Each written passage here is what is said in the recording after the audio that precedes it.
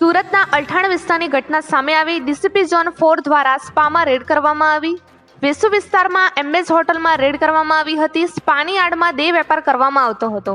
પોલીસે હોટલમાંથી 7 થાઈલેન્ડની મહિલાઓને ઝડપી પાડી હતી। વિદેશી મહિલા સહિત 14 લોકોની અટકાયત કરવામાં આવી। સંચાલક ચંચળ રાજપૂતને પોલીસે વોન્ટેડ જાહેર કર્યો છે। Reporter Sunil Ganjawala, Surat. Bhimran canal road પર હોટેલ એમ્બેસીમાં કેટલીક મહિલાઓ સ્પાનું કામ કરી રહેલ છે, જેમાં મસાજના બાના હેઠળ દેહ વિક્રયનો વેપાર કરી રહેલ હોય તેવું હકીકત મળેલ હતી।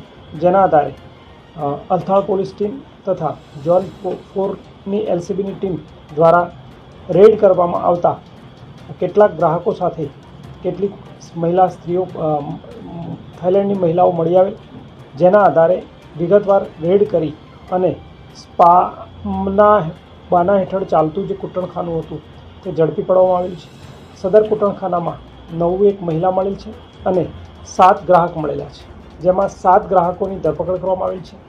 આ સિવાય 3 આરોપીઓ જે મુખ્ય છે, જે સંચાલન કરતા હતા, જેમણે પોતાના તાબામાં મહિલાઓને રાખેલ હતી તે, અને જે પૂરી પાડતા હતા, સપ્લાય કરતા હતા, તે 3 આરોપીઓને વોન્ટેડ બતાવવામાં આવેલા છે। તેઓ હાલ ફરાર છે, તેમની શોધખોળ ચાલુ છે।